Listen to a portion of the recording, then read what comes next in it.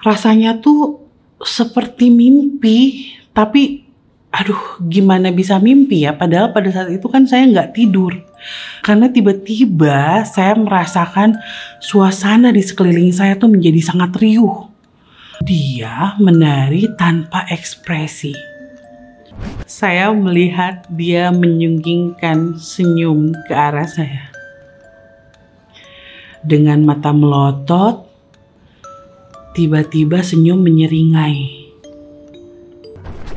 Yang di sebelah saya pada saat itu bukan lagi teman saya, tapi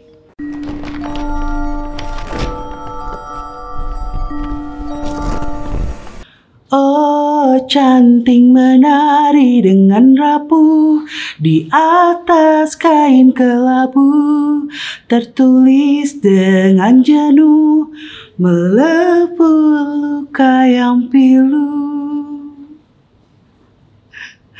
Ada yang pernah dengar lagu itu?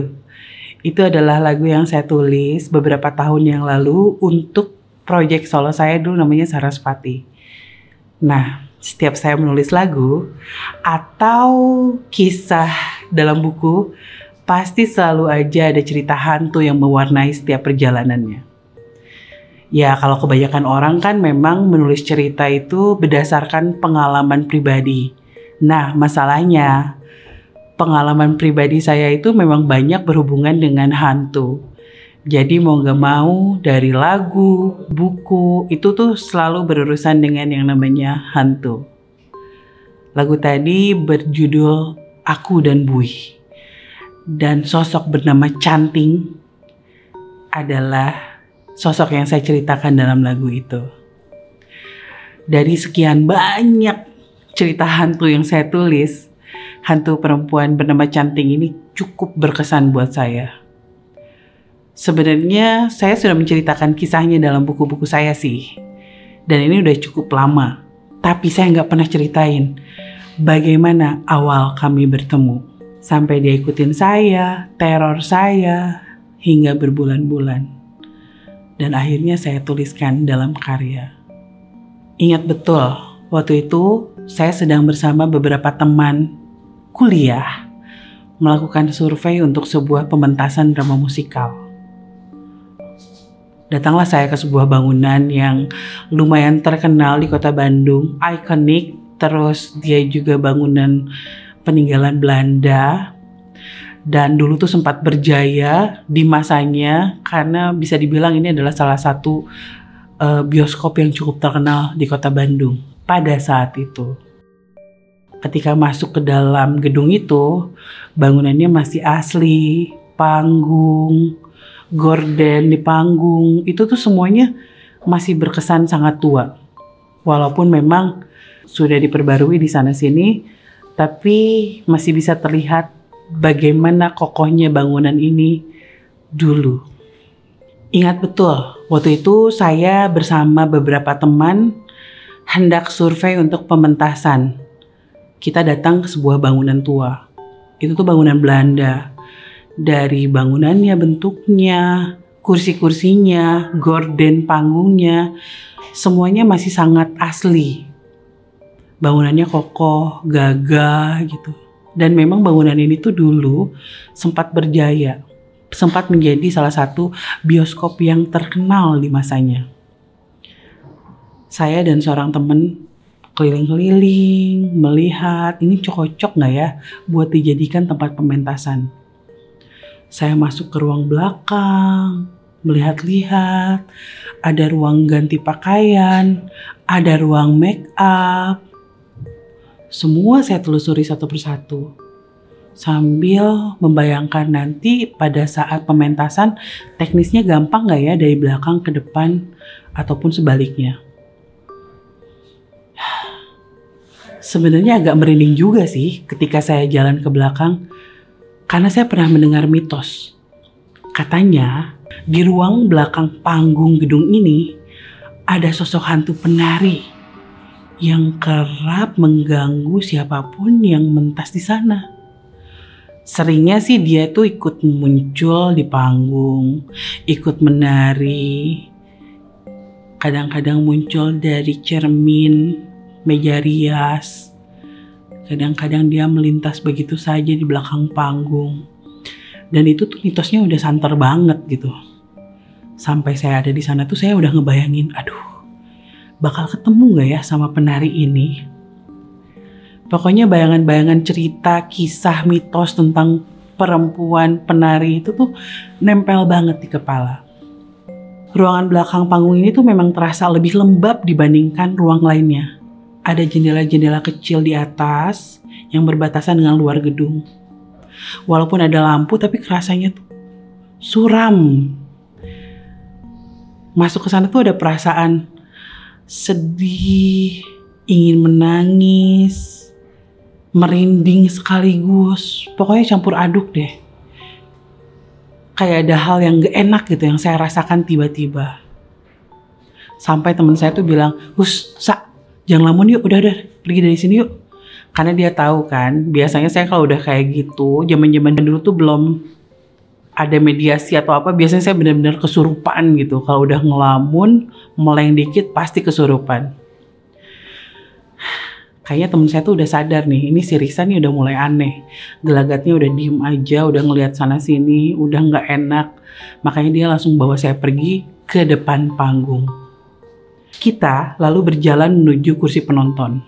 Tujuannya tuh untuk memastikan bahwa tempat ini memang cocok untuk digunakan sebagai pementasan. Kami berdua lalu berjalan menuju kursi penonton. Kita duduk di tengah, memandang ke arah panggung, untuk memastikan ini enak gak ya kalau saya menjadi penonton terus ngelihat pertunjukan, posisinya enak gak berada di gedung ini. Oh ternyata oke.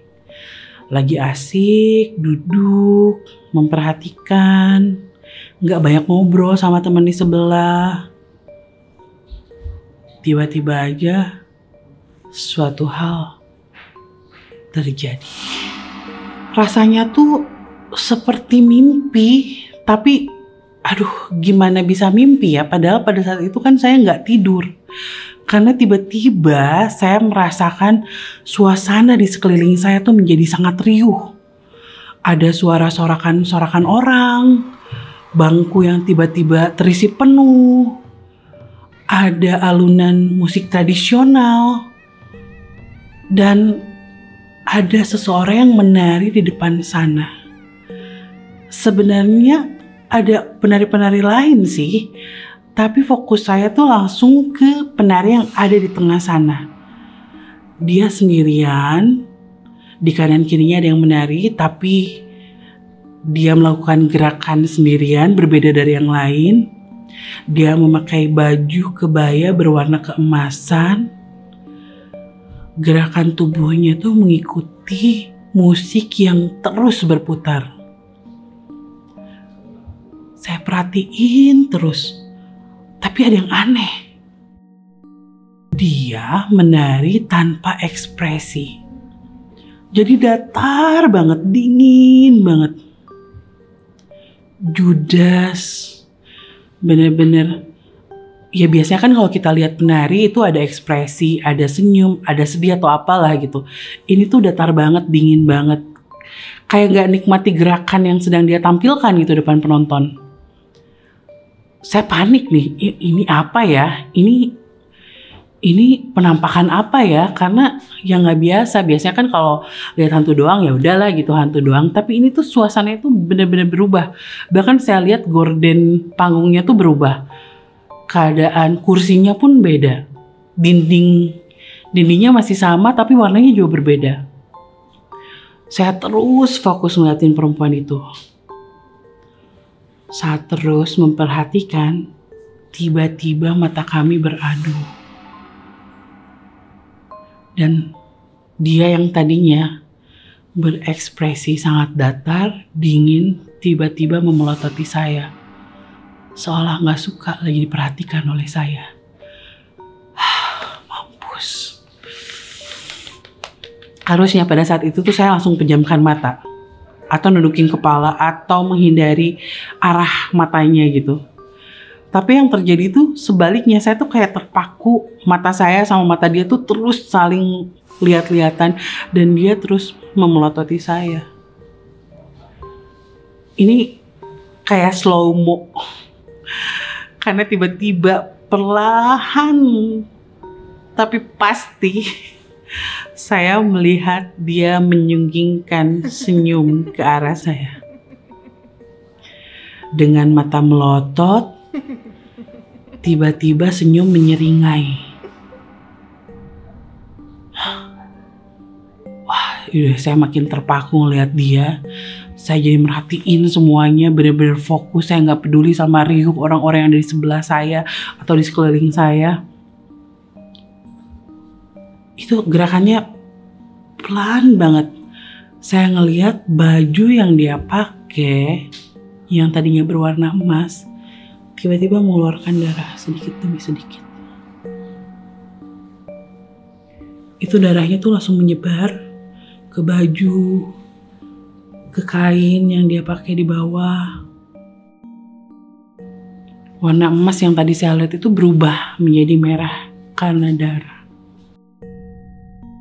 Dan jelas banget saya ingat darahnya tuh gak kena cuman di pakaiannya aja, tapi dia mulai muncul dari balik kaki dia. Karena dia kan terus bergerak. Kakinya tuh udah sedikit-sedikit kan keluar gitu dari kain yang dia pakai tuh keluar. Ada darahnya juga. Wah gila sih itu dah. Saya gak bisa mikir kemana-mana. Hampir ngejerit saya pada saat itu, ngedadak, tapi kerongkongan saya tuh terasa kering. Suaranya tercekat dan saya tuh masih harus memastikan ini tuh mimpi atau apa sih gitu. Gak mampu menahan pemandangan mengerikan ini, saya pejamkan mata. Tangan saya dingin banget. Dan saya tuh dengan cepat dalam keadaan dingin, saya coba meraba-raba teman yang ada di sebelah saya. Saya raba-raba. Dan pada saat saya raba-raba tuh tangan teman saya tuh langsung megang tangan saya. Ya seolah dia bertanya, kenapa sa gitu. Tapi gak ada suara sih. Pada saat itu saya pegang, kami bergenggam tangan. Terus makin lama genggamannya kok makin kuat. Dia kayak ngeremes banget gitu. Terus tangan itu kok dingin banget ya. Pada saat itu refleks mata saya tuh kebuka. Dan saya langsung lihat ke sebelah saya. Tahu nggak? Yang di sebelah saya pada saat itu bukan lagi teman saya. Tapi penari yang sejak tadi saya lihat di atas panggung. Dia menyeringai menatap saya. Sambil terus menggenggam tangan saya dengan tangannya yang dingin. Sampai rasanya terasa sakit tangan saya. Pada saat itu tiba-tiba saya menjerit keras banget. Pada saat menjerit, tiba-tiba ada yang menepuk saya dari belakang. Dan itu teman saya. Risa sadar. Bangun. Keadaannya balik lagi jadi normal, nggak ada siapa-siapa, nggak ada perempuan penari itu, nggak ada penonton, nggak ada orang-orang, semuanya balik lagi normal. Dan teman saya bilang pada saat tadi itu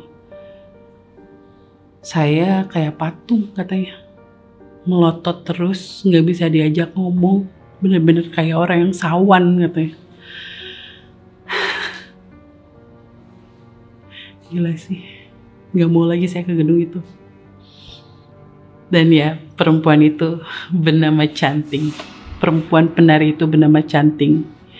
Yang hingga akhirnya setelah hari itu mengikuti saya terus-menerus. Sampai-sampai sulit rasanya melepaskan diri darinya. Hingga beberapa bulan setelahnya.